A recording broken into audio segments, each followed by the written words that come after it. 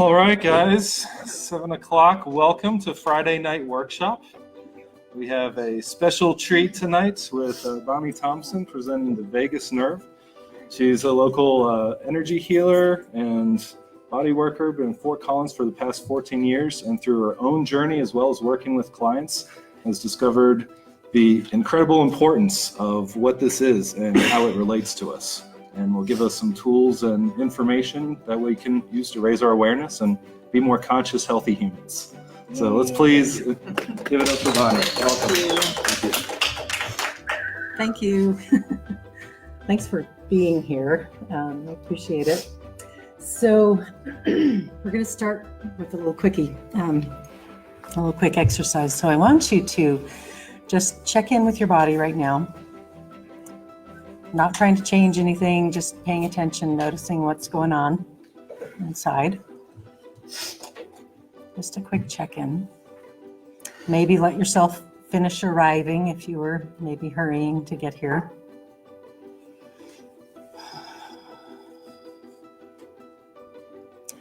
So just briefly with that.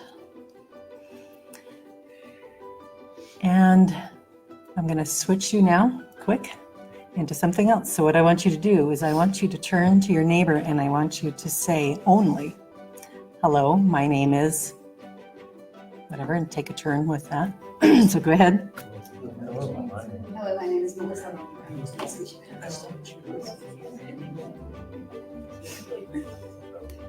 Okay. All right. So now I want you to check in again. Just notice where your body is. Notice if anything's shifted with that. This is an experiment. I don't know if it will. I want to see what you tell me. Just feeling into that. Okay. So, anybody notice anything different after saying hello to your neighbor with that, or do you feel pretty much the same? And it's okay if you feel pretty much the same. Like I said, it's a trial run. So I did hear like a little more anxiety. A little more anxiety. Okay. All right. I was going to say the opposite. I was going to say that it's actually sort of pleasing to have any slight connection. Perfect. Okay. And yours is perfect too, Lori. Here's like I said, how are you? And then I was like, no, it's not what I'm supposed to be. I was saying personal anxiety. You weren't doing it right. I'm in a lot of pain, especially right in the back of my head. And when it helped me, like I had a momentary kind of calming of the pain. Okay, awesome. That's very interesting. So, hello and welcome and come on in. Hey. So the reason that I wanted you to do that, well, something else I'm wondering if you noticed. Did you smile when you said that to this other person? Okay, so you're using your vagus nerve. Yay. So the vagus nerve is the biggest nerve in the body. It runs from the brain stem down through all the viscera, touches into pretty much every organ in your body, also to your face. Lower part of the face. So smiling is something that you do with the help of your vagus nerve. And it is a strategy, by the way. And we'll get into more of what I mean by that in a little bit. So the vagus nerve, its relationship to chronic illness, life force energy, and trauma. Why do we care about the vagus nerve? So the vagus nerve that is dysregulated can lead to physical, mental, emotional, behavioral, and relationship problems. It touches into all those aspects of our being. And our modern way of living and our cultural norms are having a profound effect on vagus nerve function. And we'll learn a little bit more about that too. But that's why I think it's important. So I want you to know a little bit about where I'm coming from with this. So my background is in healing touch energy healing. But I'm also kind of a science nerd, and I like to know how people work, what makes them tick. So I do tons of reading and experimenting, and I've attended workshops from a majority of these people. So these are experts in the field of trauma, in the field of vagus nerve. Stephen Porges in particular, and his polyvagal theory is probably the biggest piece of what I'm sharing with you today. And Peter Levine, who is a very well-known trauma expert. So I've taken courses, like I said, from a number of these people, and the handouts that you have, I think I have them on the list. If you want to go explore some more, you can go check into what they're doing. Back on the table there, I've got some of the books that I've used, a small portion, but some interesting ones that you might find interesting too. So that's where this is coming from, and that and my own experience, my personal experience, and working with clients. And I'll tell you more about that too. But today, what I'm hoping to do is to help you understand your survival or stress physiology. So what's going on with that, and understand how trauma affects your nervous system and your energy systems, and maybe identify some of your own patterns, because we'll talk about kind of what goes on around this, and you might recognize yourself in some of these things that we talk about. And then we're going to do some simple tools for helping you manage your vagus nerve in healthy ways. And well, those will show up. So take a deep breath. So when somebody's anxious or panicked, what do we often say to them? Take a deep breath, right? So there's a problem with that. Your autonomic nervous system has two parts. There's the sympathetic and the parasympathetic. And the sympathetic is like the fight flight. It's the activated energy. It's the run or fight energy that you need in certain situations. That's sympathetic. The parasympathetic is basically the vagus nerve. And that's the calm down. It's the slow down part of that. So when you're breathing, your inhale stimulates the sympathetic part, so it activates you. So taking a deep breath is going to actually activate the sympathetic and activate more energy in the system. So if you're trying to calm down, taking a deep breath isn't necessarily going to be helpful for you. When you exhale, you're stimulating the parasympathetic. So of course you have to keep breathing. You can't quit that. But the key is to extend the exhale. So here's your first little exercise or tool. And I like to give people just a 4-8. So count to 4 on the inhale, count to 8 on the exhale. So by doing that, you are emphasizing the parasympathetic part of the nervous system. You're emphasizing that kind of slow down response. So, it's okay to go ahead and take a deep breath. You notice I put a big X through that. But make sure that you have that slow exhale. And doing that can really help bring down the system when you're a little overactivated. So there's that. Just wanted to throw that in there for you. Okay, so what is the vagus nerve and how does it work? So I love this picture. I think it is gorgeous, actually.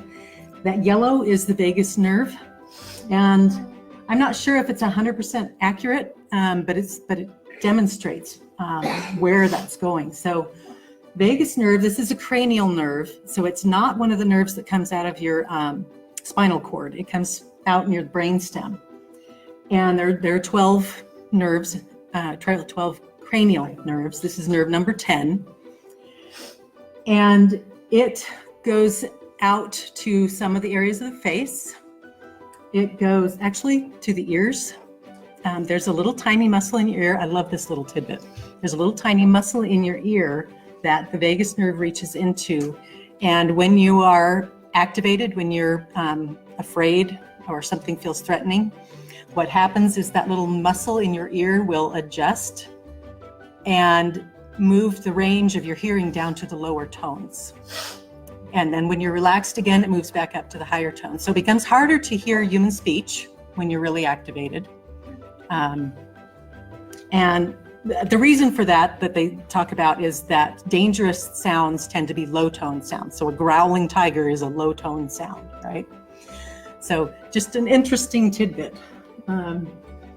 So that also runs down through the larynx, which is like the back of the throat. No, sorry, pharynx, which is like the back of the throat, and the pharynx, which is your voice box, down into the heart, the lungs, and parts of it go down through the diaphragm and to the liver, to the stomach, to the spleen, to the small intestine, the colon, touches into practically every organ in your body. So it's touching into everything in your body, basically.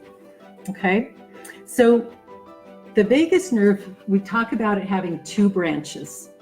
There's the ventral vagus and the dorsal vagus. So ventral vagus, we're going to start there, is kind of the social engagement part of the vagus nerve. It's the part where you're smiling with people and connecting with people. So that's the part where some of it comes into the face, into the head. And then heart and lungs are connected into the ventral vagal. So one thing that I think you might relate to, so, I remember when I met my husband and we were desperately in love, and I would look at him and my heart would go, something like that. Have you ever experienced something like that? Looking at someone that you cared about? That's the ventral vagus, the social engagement part of that's making something happen there. So it's called ventral vagus because ventral is towards the front of the body. So this kind of splits out of the brain stem. There's the part that goes more towards the front, which is the ventral, and the part that goes more towards the back, which is the dorsal. So that's the only reason those are named that way, is because of how they come out of the brain stem. So the ventral vagus, this front part, and this shows kind of the areas that are touching into the vagus nerve, or that are affected by it. So the muscles and the organs that are. So this is unique to mammals. And basically all mammals have this ventral vagus. And it's the most recently evolved. So they talk about like the reptilian brain. That's the really, really, really old part of the brain. This is the newest part. And it's where we work with social engagement, with connecting with people. It's also part of that calm, rest, digest energy. So you've heard about parasympathetic maybe being that rest, digest thing. And this is the part of the vagus that does that, which is the place you want to be. You want to come back to, let's put it that way, because you're always actually moving in and out of this. But you want to be able to come back here to a calm place. And this is where you heal best, is when you're in this ventral vagal state where that's strong. So this part of the vagus is also myelinated, which is, myelin is a coating. It's a fatty tissue that coats the nerves. And so it's kind of like, a cover on a wire. It makes it more efficient. It protects it, and it's quicker. So this works really nicely because of that. Let's see.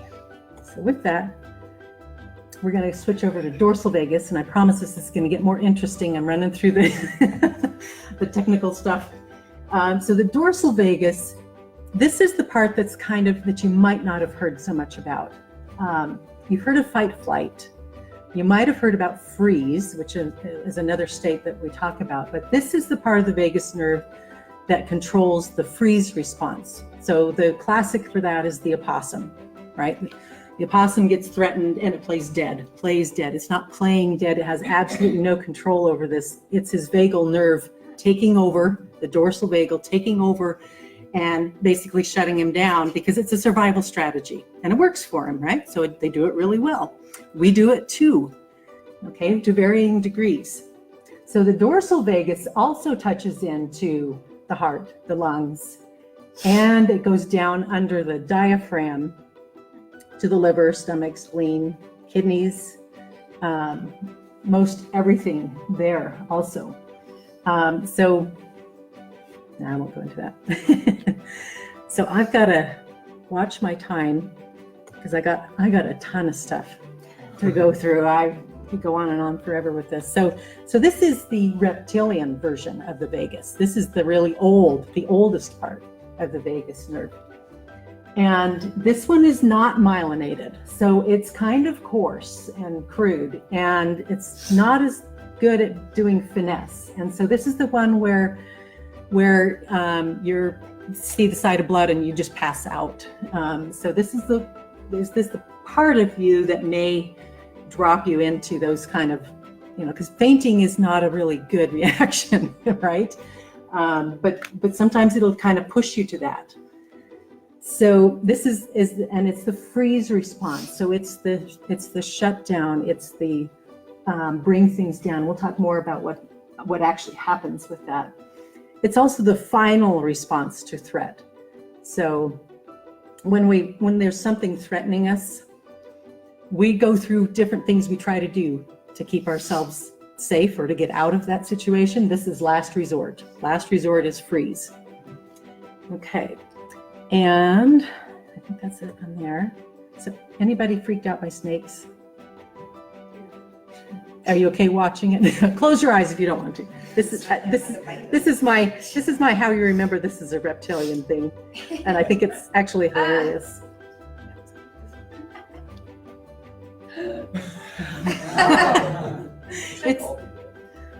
Oh my God.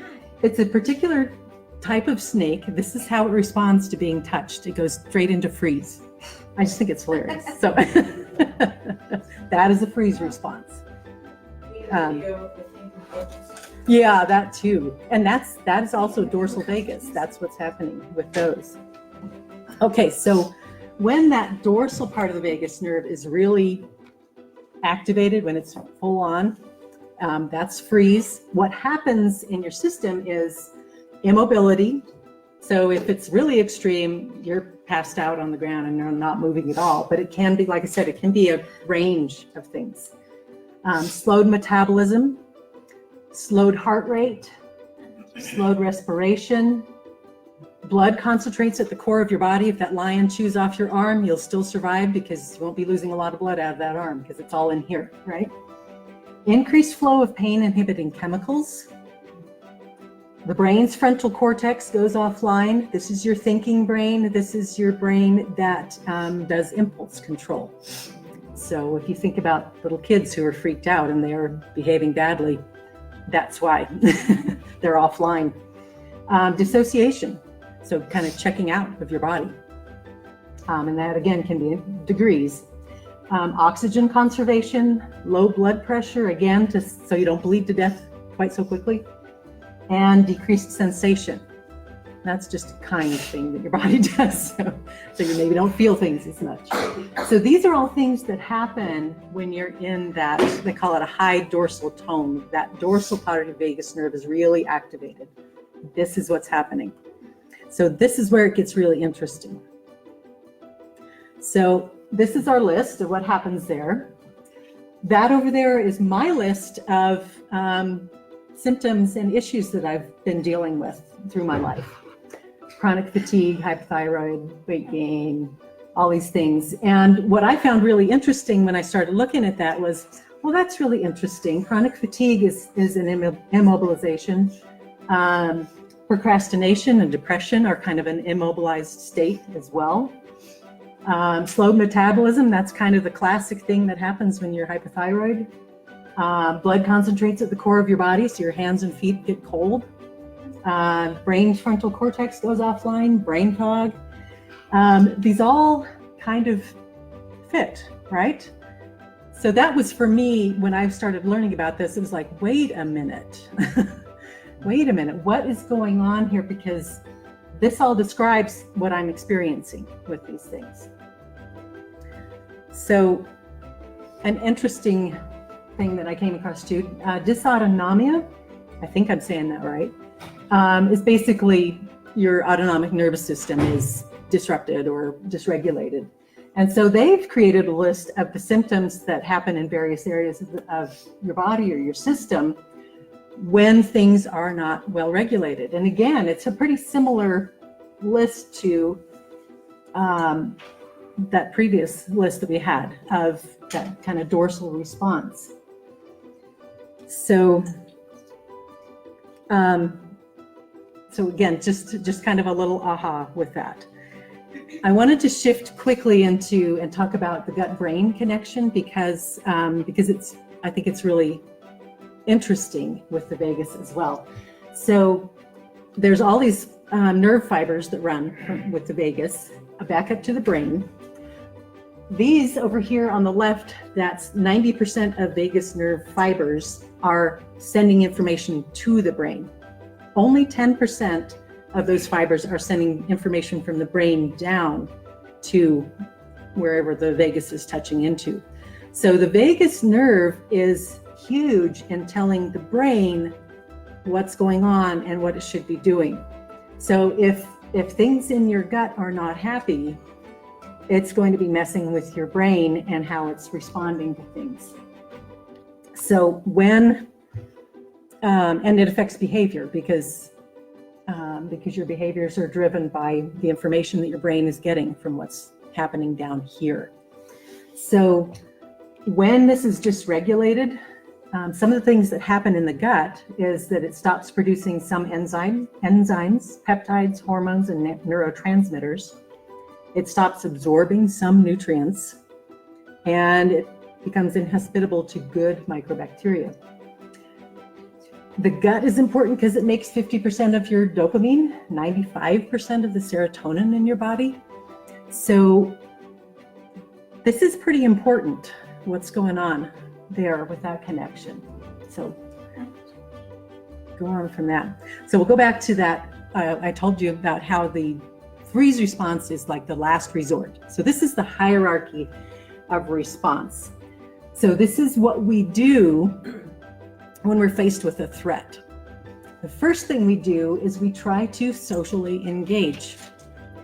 And so if we're walking down the street at night and we're passing somebody, we tend to smile or, try to connect with them and see if they look like they're friendly. And that's our social engagement in action there. If it turns out that they are a threat and they're coming after you, your sympathetic nervous system is going to come online and it's going to automatically choose for you whether it's going to fight or flee. You don't really have control over that. Stephen Porges talks about neuroception. It's your nervous system perceiving what's going on and making choices for you, and there's no thought process involved with that. So if fight or flight is not working, if you ran away and they caught you and you're fighting and you can't get away from them, your next response is to go back into the vagus nerve and parasympathetic to that dorsal part of the vagus. You go into freeze. And all those things that we talked about, will show up again, and hopefully somehow you survive that process.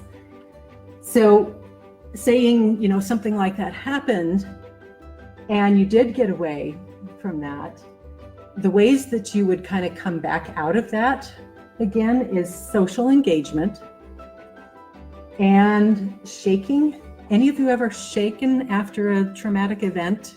It's kind of uncontrolled. I did that after my first was born by cesarean. Shaking, nobody told me what was going on. I thought I was, something terrible was happening. That is a normal response to trauma. It's a healthy response to trauma. You're shaking off that excess energy that you had in the system. If you come across somebody doing that, encourage them and socially engage with them, sit with them. That's what people really need when they've been traumatized. They need someone, an empathetic witness, somebody who will stay with them and just be with them. And they need to be allowed to shake if they're going to shake. They need to be allowed to move through the energy that they have there.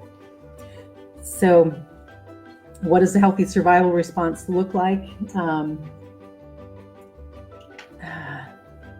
How's How's my time? Okay.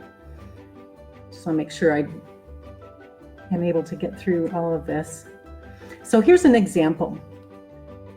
A mouse, and he's happily eating his cheese, and he's in this new vagus, the ventral vagus part where everything's great. And then he starts to notice that maybe smells a cat or hears something.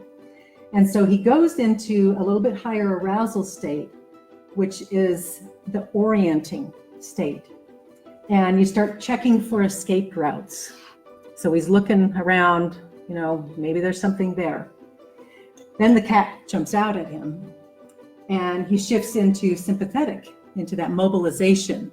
And he's focused on one escape route. It's either fighting or fleeing. Cat catches him, and there's no escape. He shifts into that dorsal vagus, the old vagus, and he immobilizes, he freezes. Okay, so that's kind of another view of that process of what happens. So here's another, I'm trying to give you visuals because honestly, this material took me years to wrap my head around it. So looking at this as the different states that we might go into. At the top, there's the sympathetic range, where we're activated, we're moving. And then at the bottom is the dorsal, where we're immobilized, we're not moving, okay? And then in between is that ventral social engagement, where we're happy, things are great, okay? So we want to be doing this kind of thing. We want to be going up and down that road. We don't want to be straight lining because that actually doesn't happen. It's not realistic at all. What happens is sometimes we're more activated and sometimes we're more quiet. And we want to be able to move through that smoothly and then come back towards that center area, that social engagement area. So some of them, it's kind of interesting. It gets a little more complicated, like play. You think of like animals, baby animals that, like foxes. We used to have foxes behind our house. They'd go out and they'd play. They'd roughhouse and play. And that is social engagement and sympathetic, because they're kind of activated. They're doing this kind of fight type thing, but it's a little different because there's social engagement involved in it. So it's kind of both. So it's not as much, it's not we're in this state and then we're in this state and then we're in this state. There are crossovers. There's times when things are coming together. Intimacy is another example of that. So there's high activation, there's sympathetic is coming on when we're engaged in that, but it's also immobilizing. It's also very stilling experience. And there's social engagement. So it's like all three at once. So there's that. Here's a version of that where somebody experienced something kind of traumatic and they were bumping along here, and then all of a sudden something happened. They moved into sympathetic and it became too much and they dove down into that dorsal freeze. And then they made their way back up to social engagement and worked towards that again. And that is like a more realistic and an ideal is, like I said, moving back towards social engagement is kind of the goal. So how many of you remember this guy? Travis Kaufman. Several months back, he was attacked by a mountain lion while he was out trail running. And I was fascinated by this and watched one of his interviews, and he said that he didn't feel any traumatic effects from that. Most of us, if we think about being attacked by a mountain lion, we think that is so traumatic. That would be so horrible. So I was fascinated that he didn't feel like he had any trauma from that. So I listened to him describe his whole experience, blow by blow, what happened with that. And it's like the perfect example of how not to carry trauma from a difficult experience. So he's out running and he hears something. So he's paying attention to what's going on around him. That's your clue number one. And he turned to face that sound. So he paid attention to it and he acted on it. saw the mountain lion coming towards him, and his first response was social engagement. Yell, no, trying to scare him off, right? Didn't work. He came at him, grabbed him by the wrist with his teeth, and they struggled. And he said it went on for like 10, 15 minutes, which is a long little battle there he had. And he eventually was able to strangle the cat and kill it. And then he jumped up and he ran. So if you think about it, he had all this sympathetic energy in the system, and he ran, and that kind of helps work off that energy. He did something to work off the energy that was there. So he's running back down the trail, and he came across another person on the trail. This person listened to his story and believed him. That's important, okay? And he stayed with him. He accompanied him further on down the trail. So that's that social engagement and having somebody who's connected with you and helping you. They met another couple on the trail who took him from that point down to their vehicles and drove his car and him to the hospital. He told a story at the hospital. They believed him and they took care of him. And to me, it's like, okay, that's the perfect story of a traumatic experience not being able to be worked through in a healthy way and having the support that he needed. I'm sure you can think on your own of dozens of experiences that you or your friends might have experienced where those kind of things didn't happen to them. I think of like rape victims who are not believed. That is so traumatizing, that not having that empathetic witness for that is very traumatizing. So I just love that story because it's such a great example of moving through that process in a healthy way. Okay, so we're gonna do something a little different. So if you're comfortable standing up, we're gonna try a little exercise. This is another thing that can be helpful. So I want you to stand with your feet about shoulder width apart. And just kind of feel into your feet and settle down into your feet. Feel that connection with the earth. And then what we're going to do is you're going to tip yourself forward slowly. And as you tip forward, you'll reach a point where you feel your muscles starting to grab to keep you from falling over. So I want you to just kind of sway forward a little bit until you feel that little bit of grab. And then just gently move yourself a little back from that again. And then just try that one more time. Just slowly move forward until you feel that grab. Okay, and then back just a little bit from there. And then we're going to go back this time. So tipping yourself back so you feel a little grab, and then bringing it a little forward from there. And then try that again, just a little bit back. This is a very small movement, and then back to the center. Okay, so you notice there's kind of this sweet spot where you're comfortable and you're not having to use a lot of muscle to keep yourself there, right? What I find fascinating with this is when I do this, my posture is great after I do it, just automatically. So and you can sit down now if you'd like. I think what's happening here is that, for one, it's helping you get grounded. You're getting in your body, you're paying attention to your body and where it is. But there's something about that sensory awareness of what's happening in your system that really helps kind of align things. So it's something fun to play with and really simple to do. You can do it, waiting in line at the grocery store, but it's just something that is a good thing to practice regularly because it helps, again, get you in your body and aware of your body. And it helps kind of relieve some of the pressure that might be on the system from poor posture. So keep in mind, cranial nerve, and your posture's bad, that's going to be not helpful to those nerves. So another reason why it's may be useful. Okay, so I want to talk about some symptoms of vagus nerve dysregulation that are kind of unusual. Anybody have symptoms like this that nobody could ever explain?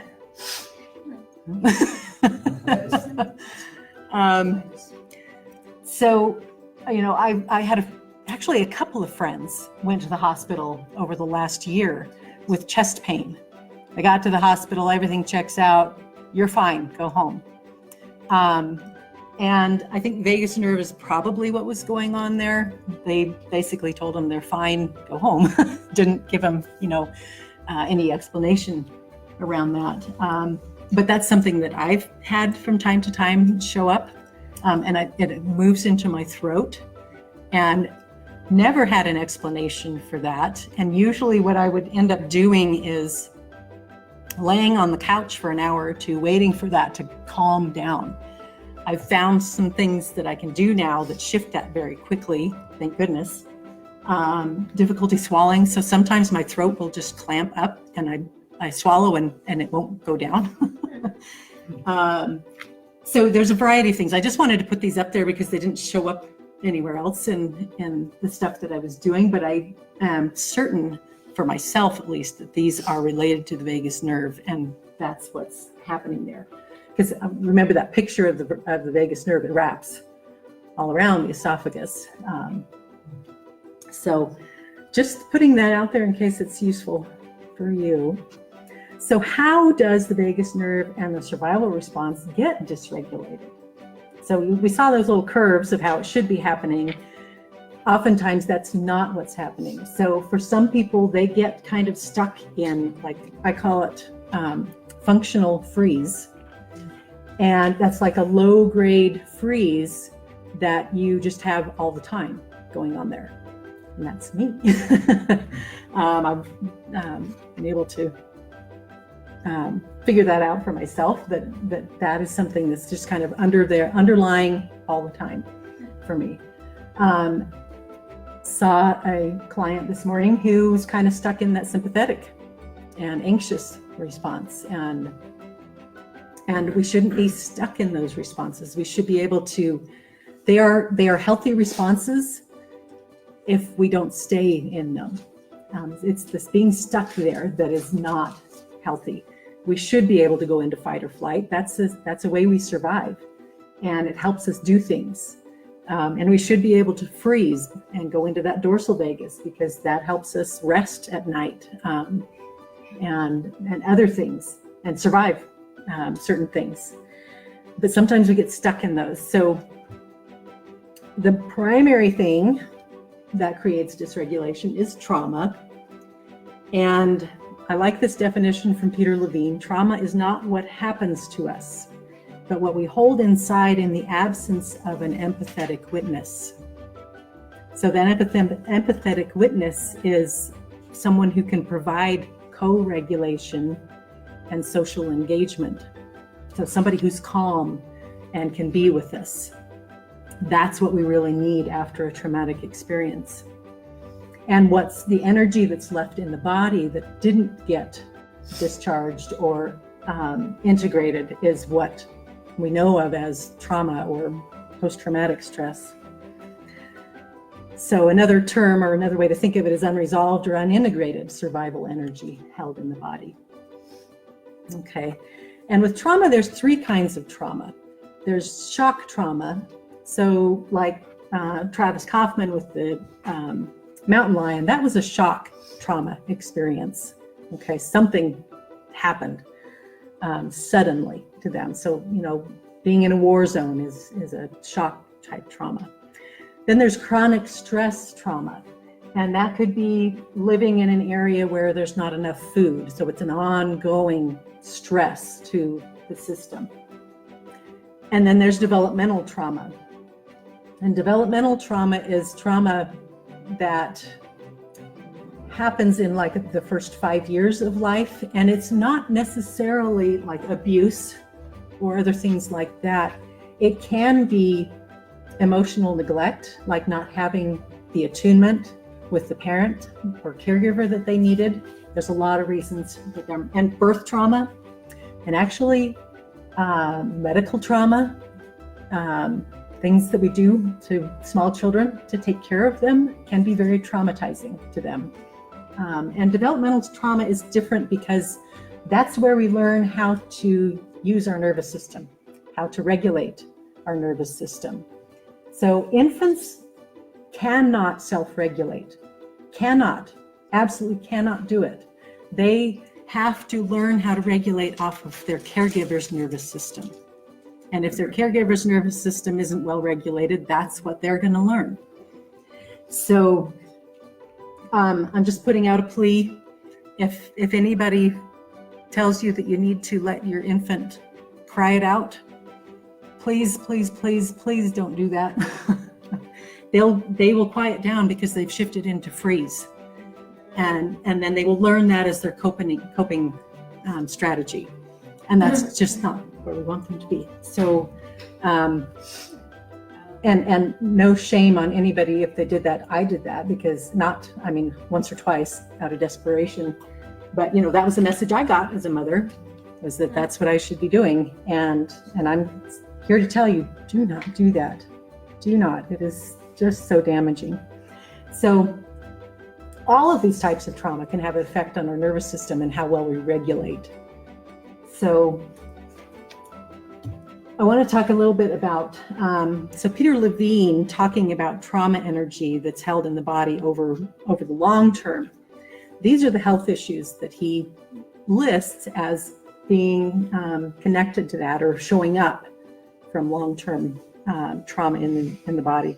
Chronic fatigue, low energy, that's that dorsal freeze response, immune system dysfunction, endocrine problems, thyroid dysfunction, psychosomatic illness, so things like my throat clamping up and stuff like that, headaches, asthma, digestive problems, depression, feeling detached, that's kind of like that dissociation that happens in the freeze, and decreased ability to formulate and carry out plans, that's kind of that frontal cortex not being online, right? Okay, so that's his take on it.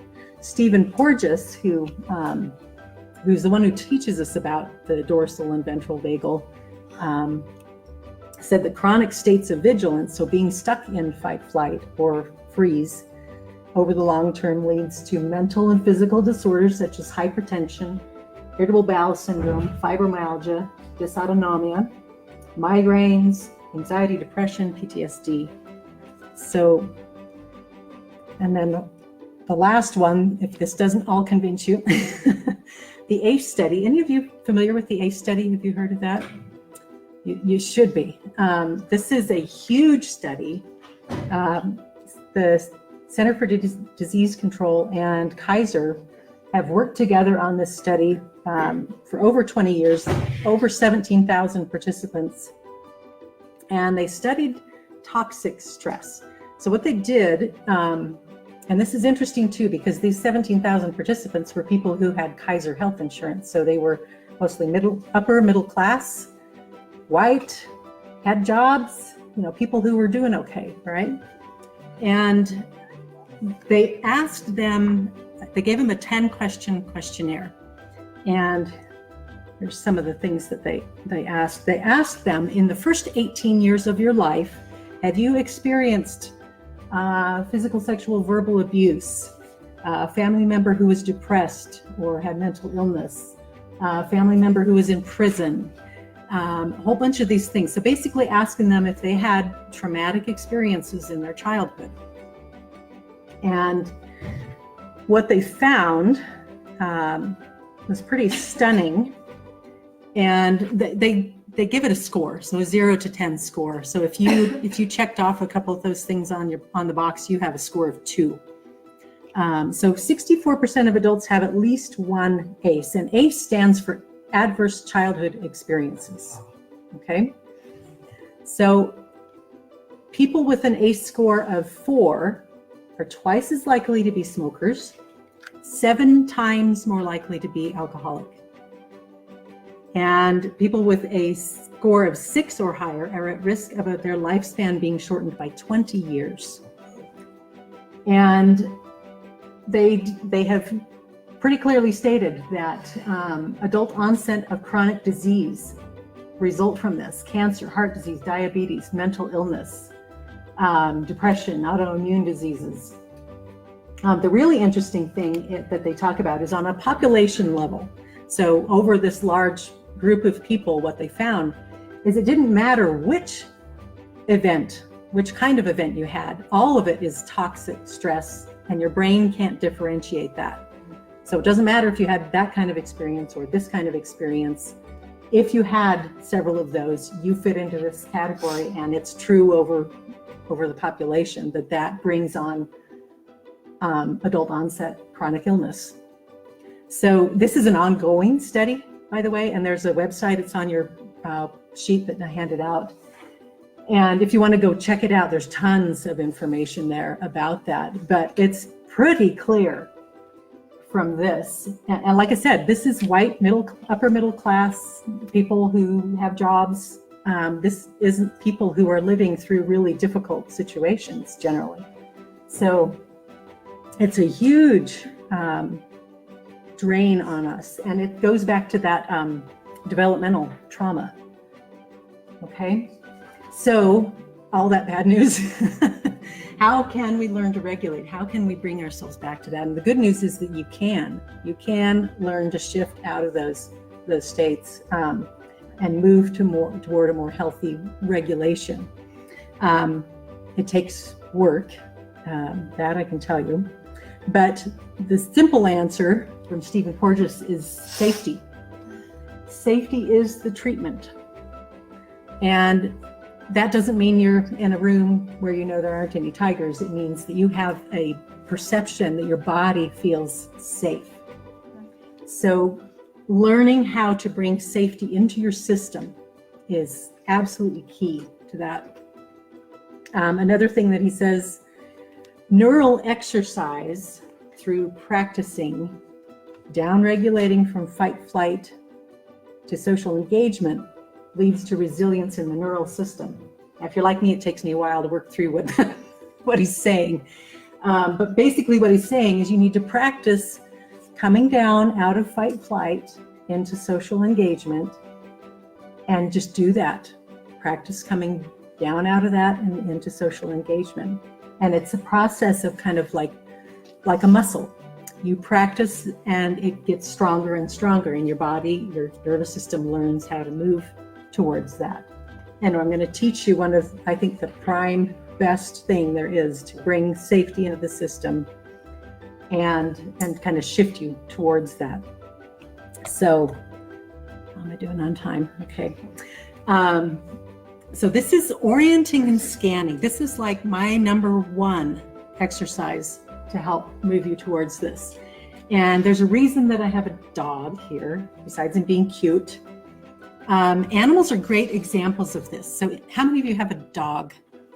Okay, so when your dog is just sitting, what's he doing?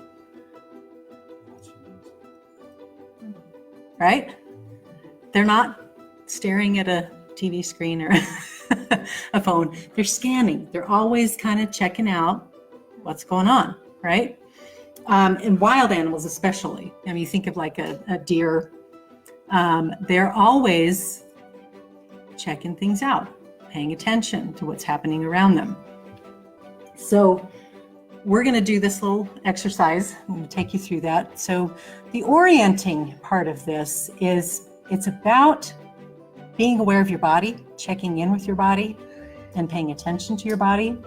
So I want you to do this with me. Just notice where your body is.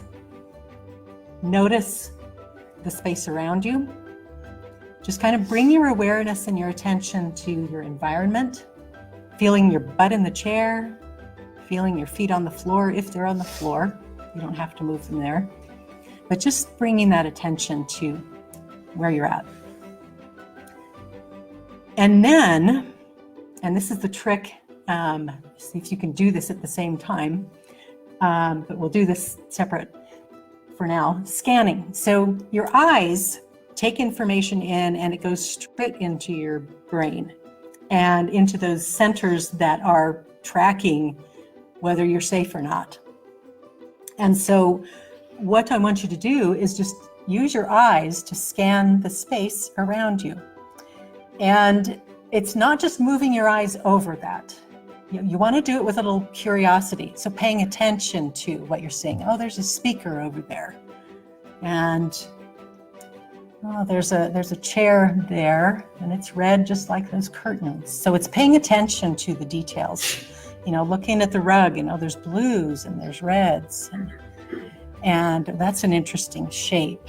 So doing it with a little bit of curiosity and attention, and making sure that you kind of cover the whole space around you. Look behind you, look under your chair even maybe. But what you're doing is you're sending information into your brain and straight into your nervous system and letting it take in the information that there's no threat in the environment. There's nothing here that's actually physically threatening your safety, right? So, and then check in with your body again. For me, that's the challenge is staying with my body while I'm doing that and paying attention to what's happening here also. So it seems really simple, but I had a client on the table going into a panic attack, and this stopped it almost instantly. Just had him start looking around, checking out his space. Stopped. And I have little kids that I teach this to, and I hear these great stories with them. But over and over again, it really calms things down. This is what I do when my throat clamps up. And almost always it shifts almost immediately. Sometimes not. And I have to do some other things. But this is a great tool. Anytime you're feeling activated and you're having trouble bringing yourself back down, let your eyes and your body know that it's safe. Another way you can do this, so this is a sensory thing, is use your ears. So you can pay attention to the sounds and just kind of try to take in what are all the sounds that are in my environment right now, and listen and identify what's there. So there was a woman on one of the lists that I'm on. She had some kind of thing happening with her eyes and she couldn't scan because she had this injury. And so the suggestion was, use your ears. Some kind of sensory input like that will do as well. But eyes are, I think, a little easier. So there's something else I was going to say about that. Not remembering it. It's important it'll come back, right? Do you have any questions about that one? I think I have an observation. I mean, I am a sound person more. I mean, I listened to this PTSD tape that I got a hold of, and it's like sort of pretty amazing how it gives me so much rest in 10 minutes time. Like, you wouldn't think you're exhausted and you just listen to this thing for 10 minutes, and all of a sudden it felt like you slept for 3 hours. And I do it every day. Here's an interesting one too. So thank you for bringing that up. Hello, Ruth Nepper's. Yeah, she does great visualization Crazy. Things, and yeah. But this is like right there. Right. So many parallels. Right. And the neck thing too, I get that too. Yeah. So this is something to try. There it is. Now I'm remembering. This is something to try when something like that's going on, when you're having trouble coming down. But it's also something that you should just be doing regularly. It's something that you want to be doing throughout the day. Take a break from the computer. Do some scanning and orienting. You just want to help your body recognize that it's safe. So you think about it. You're staring at your phone. I do this. And you're in your head, and you know that you're safe and there's nothing going on. But as far as your body is concerned and your nervous system, you aren't listening, you aren't watching, you aren't paying attention at all to what's going on around you. And your body is going to kind of freak out because you aren't making sure that things are safe. You're not giving it that opportunity to check things out. So go ahead. Because in some ways that makes you feel unsafe if you read something that, oh my God, this is going on in the world. Right. I mean, you can do it intellectually too. It's not in your physical space, but if you get it into your head, and then Right. It's a busy head, always busy Right, brain, busy right. brain. I mean, our brains are amazing things. They can take us to those places, take us into that fearful state. All day long. And if you think about it, our poor bodies, our poor nervous system, it's not getting what it needs, which is information about safety around it, right? So essentially, this would be another way of saying, like, just get in your body and get really present by using your physical senses. Yeah. And Yep. that brings you back out of that kind of anxious or fight flights. Right. Right. And this is different from meditation. I mean, there's lots of different forms of meditation, but people typically think of with meditation of quiet the mind and kind of check out. That has its place. If you have a lot of trauma in your history, and I've met people like this, where meditation is very uncomfortable and very activating for them, and they feel very unsafe trying to do that. So this is not meditation. It's not the checking out. It's actually more of a checking in and really becoming aware of what's going on around you. So that's the difference there. And so some people can't do meditation in that sense until they bring some more safety into the system and they feel safe enough and they've dealt with some of that stuff and cleared some of that trauma energy. Then they can move into doing the meditation stuff. But I've come across a number of people who just can't go there. Yeah. I've studied a lot of Feldenkrais and Yeah. awareness, and it makes perfect sense about the eyes because the eyes coordinate the movement of the body. Mhm. And so if the eyes are getting smoothly kind of relaxing, then the muscles will relax too. Yeah. And also that state of awareness is what we're talking about. I say, stop the nonsense because we're not sensing anything at all. Yeah. And come to your senses, and once we do that, we're not hearing it. Then you're in a whole different state. Right. Yeah. So it's basically just coming back to your body and experiencing it and being with it. And I call it remembering. Remembering that we have this thing and using it and connecting with it and connecting with other people with that as well. So thank you for adding that. Yeah. Okay, just think if there's anything else. It makes sense too, when my kid was growing up playing I Spy. I don't Mm. play a lot of kid games because I'm not a kid.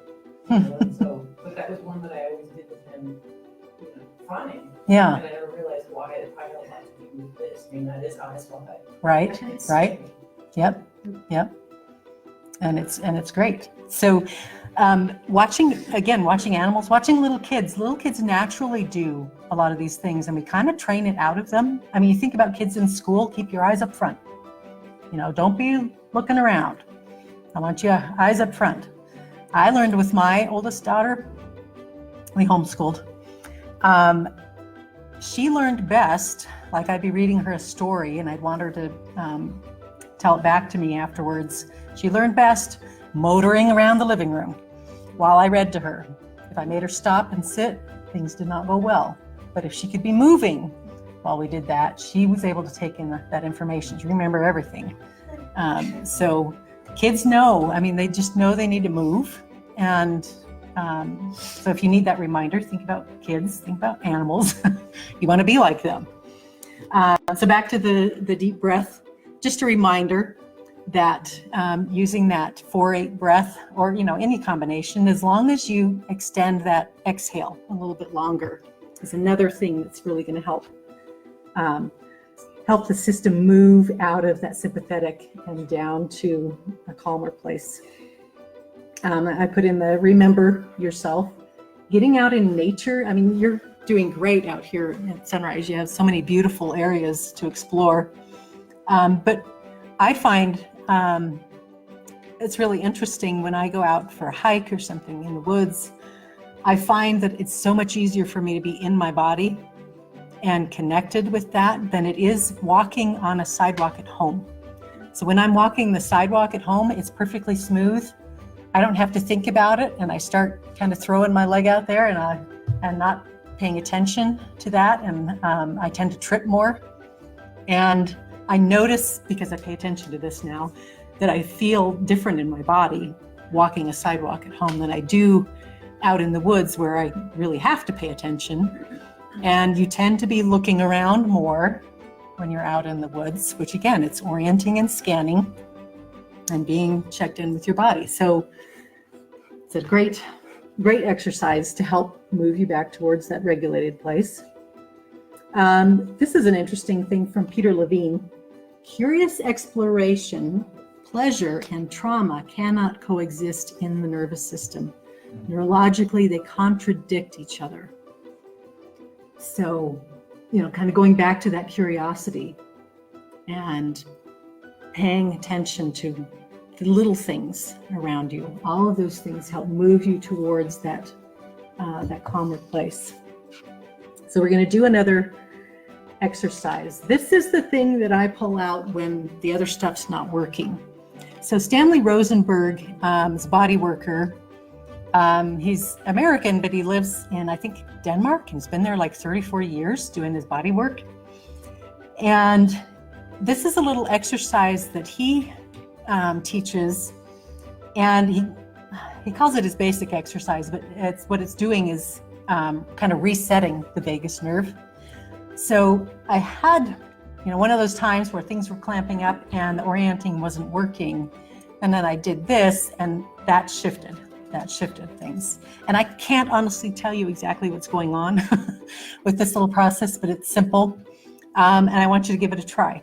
So what we're going to do is we're going to interlock the fingers, and we're going to put them at the back of our head, kind of at the little bumps back here. And you're going to want to put it kind of securely up against it. What we're supposed to be doing is laying on the ground and doing that. So you got a little bit of pressure just on the back of your neck. You don't need to push real hard, but you want to feel that there. And then you're going to have your eyes straight forward. Everything is going to hold still except for your eyes. So we're going to start by turning your eyes really hard to the right. You're going to look to your right, keeping everything else still. And just hold that there for a minute.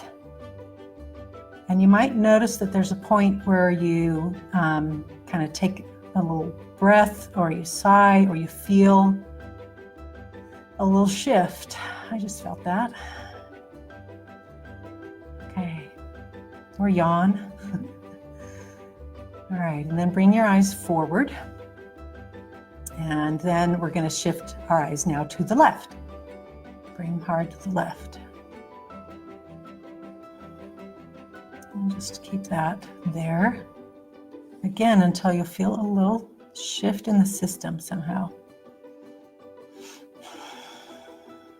Okay, got mine. And then when you feel like you're there, you can go ahead and put your arms down. It's kind of hard to keep them there for very long. So that's just a little reset that you can try, okay? So back to my beautiful illustration here that I love about the vagus nerve. I just want to encourage you to play with these things and to kind of pay attention to your body and how you respond to these things.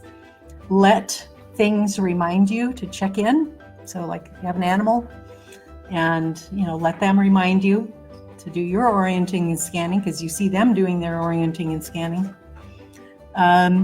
These are all things that you can do that kind of help build capacity, that kind of help bring you back to that calm place. These things don't necessarily address trauma that you hold in the system. Sometimes when you do this, you kind of might touch into some of those traumas, and you might have some sensations come up that are kind of potent. if that happens, orient and scan, bring safety into the system. The orienting and scanning is about bringing safety in. And if you can tell your system that it's safe, those sensations are going to calm down, okay? We're not trying to shove them back down. We're not trying to not let them happen. We're trying to say, yeah, you're there, and actually you're safe right now, right?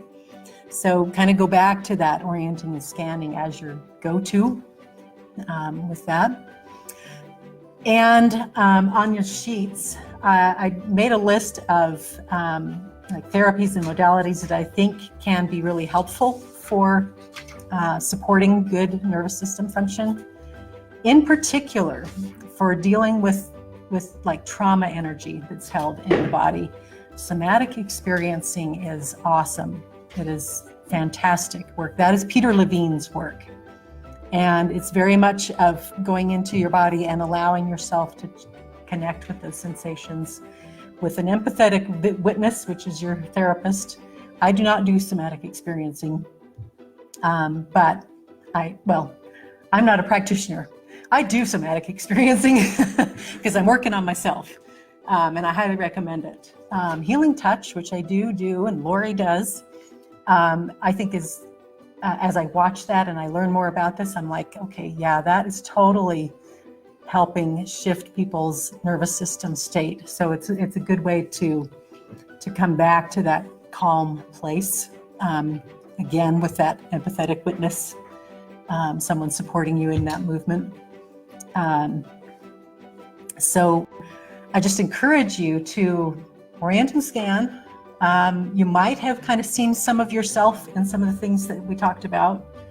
And what I'm hoping is that you start to see this everywhere, because that's for me. It's like, I hear about something and somebody's talking about something. Oh, they need to learn about their vagus nerve and what's going on. So I'm hoping that you kind of do that too. You kind of become more aware of that. And that's why I'm doing these talks, because I want people to understand what's going on. Because when you understand what's going on in your body, it's not so scary anymore. It's like, oh, okay, vagus nerve's acting up. I just need to go do my things and it'll settle down and it's okay.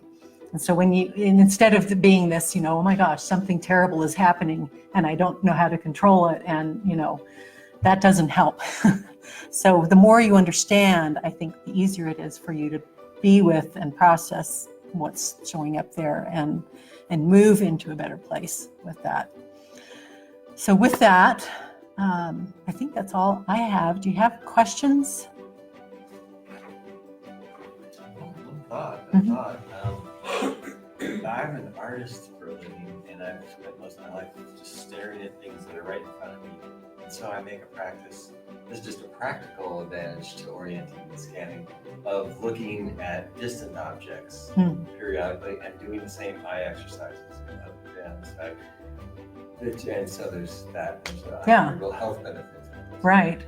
Yeah. And I've heard about that too. You want to exercise your eye. You don't want to be staying at one spot. But now you have other reasons to do that, right? Even more reasons to do that.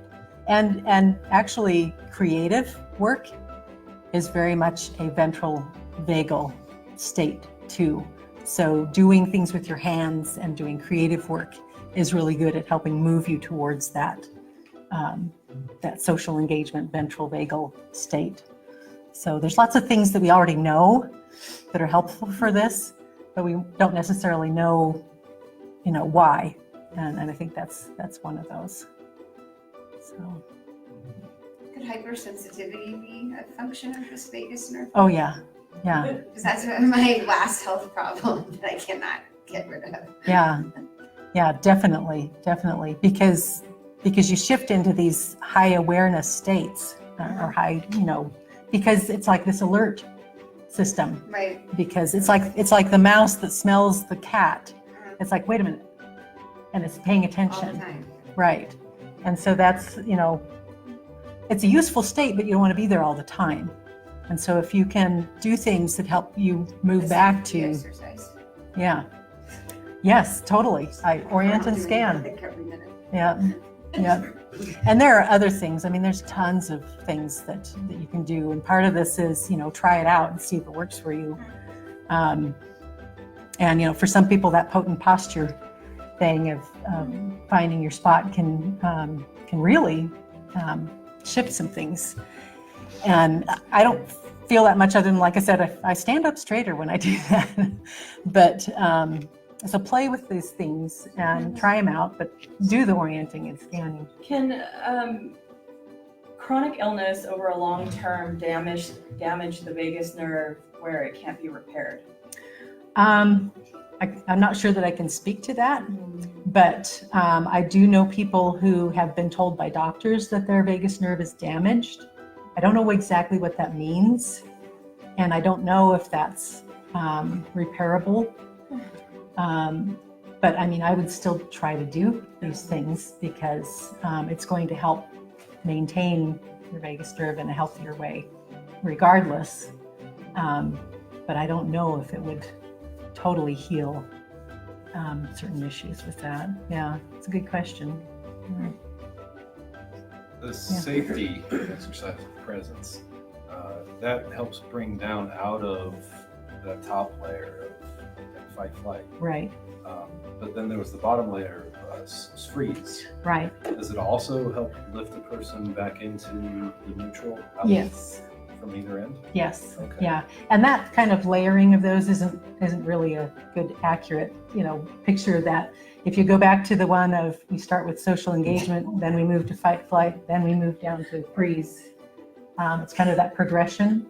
So if you're stuck in freeze, here's a really important thing actually to say. If you're stuck in freeze, you are also stuck in fight, flight. So you've got the gas on and the brake on. And so if you think about it, it's a very low energy state, that freeze state. However, there's a tremendous amount of energy being run through the system to maintain that, because fight flight is in the background all the time, even though you're in that freeze state. So it's a huge energy drain. And that to me makes a lot of sense why people experience chronic fatigue and they hit a point where they can't function at all because their system's just worn out. So typically what happens is you move backwards through that. So if you're moving out of fight or flight, you're going to come up into that, if you move out of freeze, you're going to have to kind of go through that fight flight a bit before you get to the other side of that. And so that's why I'm saying when you're doing some of these exercises, you might get kind of something popping up and being a little activated, but just keep bringing the safety in, because that'll help you kind of move through that and find your way back to that social engagement place. So your whole point is like early social engagement, very early, it just fosters this. It just teaches your body how to do that naturally because you had this glorious upbringing and it just occurs naturally throughout the rest of your life. Right, yeah. So disrupted. So ideally, you have a caregiver who is very well regulated and is able to attune to you as an infant, right, and encourage you, and they know when to stop, because there's attunement and there's connection with the infant, but usually what happens, infants, they start to kind of look away when it's too much, when they've had enough, and some people don't recognize it and they kind of keep going, and it's overstimulating. So being able to recognize what the infant needs with that is important. So, giving them some stimulation and then stepping back and letting them, take that in type of thing. But it's really hard to do if you're not regulated yourself. If you're not, it's difficult to know how to do that with the infant. Although there's a lot of, there's a lot of natural things that we do that we don't even think about with infants. We go to a high voice and, all the cooing and whatever, and we talk about things and, and all these things are actually really supportive for them, and we do it naturally.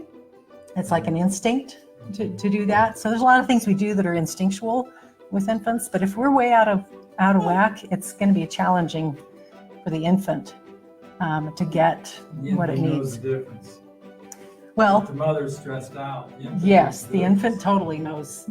Yeah, and And speaking from an energetic perspective, where I work most of the time is with energy. Infants are completely enveloped by their mother's energy, and they experience everything that she's experiencing, and they take on a lot of energies Even in the womb, from right? mom. Yes, yeah. So, and with that said, all you mothers who are freaking out about how you ruined your children, that's just the way it goes. I mean, it happens, and it doesn't mean that, that one little incident that went wrong is, going to ruin everything. Not at all. It's really about, the bulk of their experiences are these positive, whatever. They'll learn, they'll work through that. And we all have stuff to work through and deal with, but it's good to know and understand that this is important, that, that they get this type of thing. And mom working on her own stuff is really going to help the children.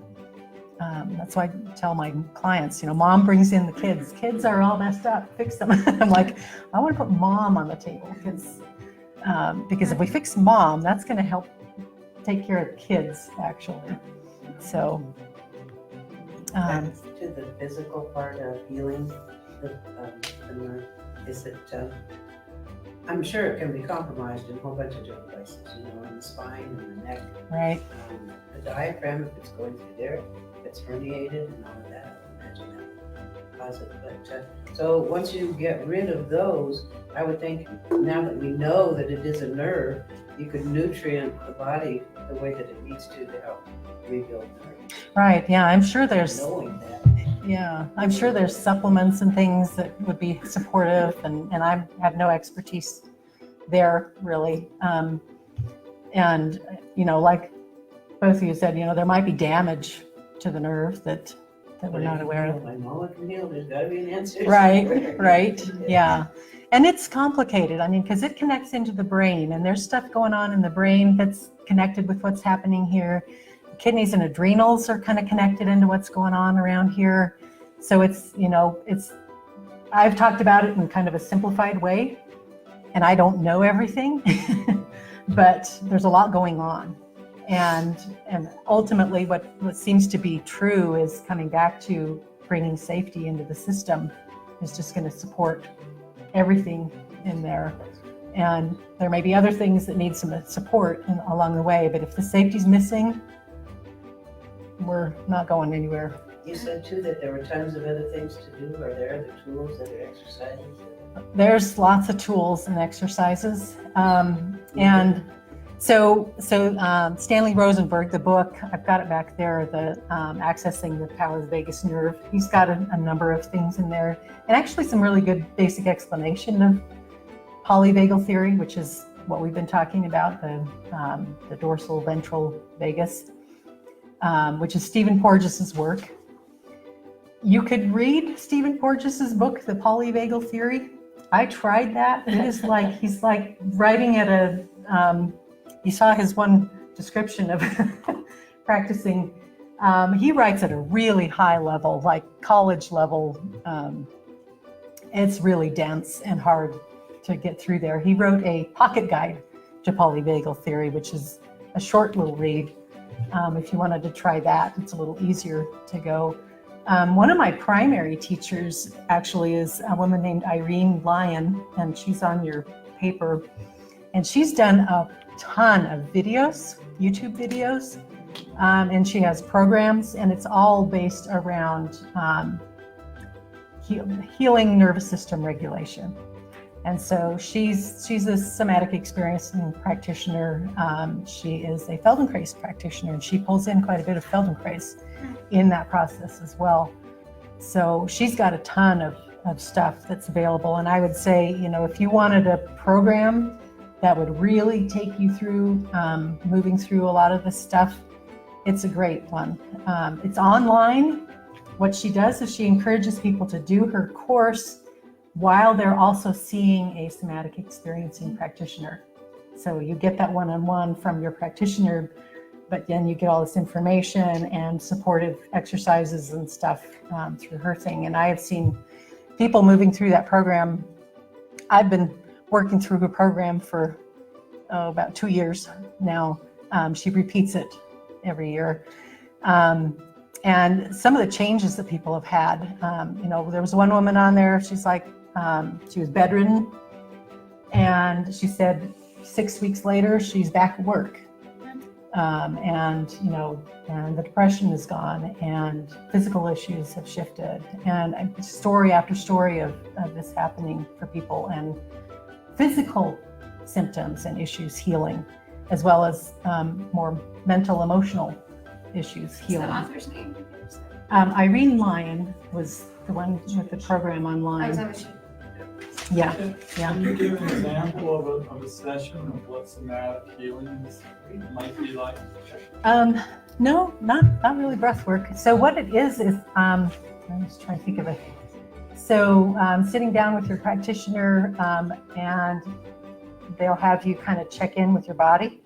And if you notice sensation somewhere in your body, something uncomfortable, they'll help you kind of focus on that and kind of feel into it and kind of befriend that discomfort and kind of step you through feeling into it, allowing it, giving it space to come up. Sometimes it'll bring up stuff. Sometimes memories will come up as you're doing this. So it's very somatic. It's very body-based. And then they, like I said before, they're kind of that empathetic witness. They're holding your hand as you process what's there in the system. And I've seen really amazing things with this. So one of my issues is procrastination. And this goes back to kind of behaviors. Behaviors are affected by the vagus nerve and what's going on there. And I was just in this terrible rut where I could not bring myself to do anything that needed to be done. I could not make phone calls. I couldn't work on things. I just was stuck.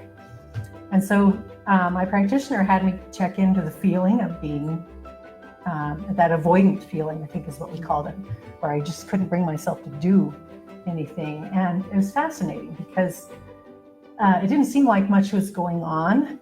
I did really feel into it, and things kind of shifted around that. Finished the session, and his office is right close to my office where I work, so I thought, well, I need to go just relax for a bit. Drove over to my office and sat down and well, maybe I'll make some phone calls. I started making phone calls, and I was like, wow, because 2 hours before then, I could not bring myself to do those things. And, and I'm not perfect at that now, but the change in my motivation and my ability to actually follow through and do that was very significant. And it could be so many different things, but that's just a kind of an example of that. Do you find sometimes, like one of the big things you said was disassociation? And so then how does that work when you try to have someone connect? Right. And it feels very, is it just like this sort of progression kind of thing? Yeah, it kind of easing people back into their body. And healing touch actually is really good with that. And that's one of the things that caught my attention actually working with clients is, I check into their energy and it's like, they are not in their body. They are somewhere else. Or they're here up and totally disconnected from what's going on down here. And so that was another kind of cue for me. It was like, oh, I'm learning about dissociation and what's going on there. And it's like, oh, they're like in a freeze state, and that's what's happening there. And so just practicing. And it can be easier sometimes for people if they can touch and kind of feel. Another exercise that people often will do with this work is some kind of containment, some kind of feeling like they're not way out here all over the place. So some kind of actually weighted blankets. A lot of people like those if they're like kids with sensory processing disorder and stuff. That's a form of containment, helping you kind of find your boundary and come back to yourself. So something where maybe they touch those parts and kind of help physically connected with those parts again, I think can be helpful. I mean, it can be a start. It's a practice. Right. And the safety again, because they check out because it's not safe. So if we can bring more safety into the system and it starts to learn that there's some safety there, then it's easier for them to come back into their body. So practice. Yeah. I think it's fascinating too that we can't heal by ourselves. We need Right. each other. Yeah, we have to have that social engagement. And that's, humans are made to be with other humans, and we are not made to function on our own. And we need each other. And this just points out to me more and more how important that is. That we are, yeah, and we're connected, and we can't function well on our own. We need other people to help us. Dogs can be helpful too. It's true. Actually, yeah. They can help you ground too. Cats can do that too. Mine's always up on my chest, doing that eating. Put me back in the bucket. Right? Right? Yeah. I just meant that, you mentioned noises earlier. You were saying the lower noises trigger sympathetic as opposed to the higher ones. When you move into sympathetic, when there's some kind of perceived threat, your hearing will shift down to hearing low tones better than high tones. Because it seems like high tones would trigger sympathetic more, like when someone's screaming. Well, it might, it could, but typically danger sounds are lower tone So sounds. it's an adaptive mechanism. Right, So you hear the right. danger So you think of survival, caveman or whatever, it's those growling big things Yeah. that are dangerous. And so that's kind of the adaptation. So an interesting thing with that, when my one son was little, he would freak out when we were in like big buildings and they'd have those heating, air conditioning things and they'd have this low rumble going all the time. He was like, there's a fire. And we're trying to figure out, why are you so freaked out? Now I know why you're so freaked out. Because it's that low rumbling sound in the background. And, we have these fears. He was making a story around it. That's what our brains are good with. Was hearing this, and his story was there must be a fire. And so that's what we went through. And it's like, now I understand what was going on with him. At the time, I didn't. We're like, there's no fire. Look, there's no fire. It wasn't totally useless. So now I would know, okay, let's do some of these other things. And that's why I'm big on the education piece of this, because if I understood that, then I would know how to help him with that. And we can do that for ourselves too, when we notice ourselves going to that place. So, very interesting. So I think we're out of time. Yes, thank you so much for coming.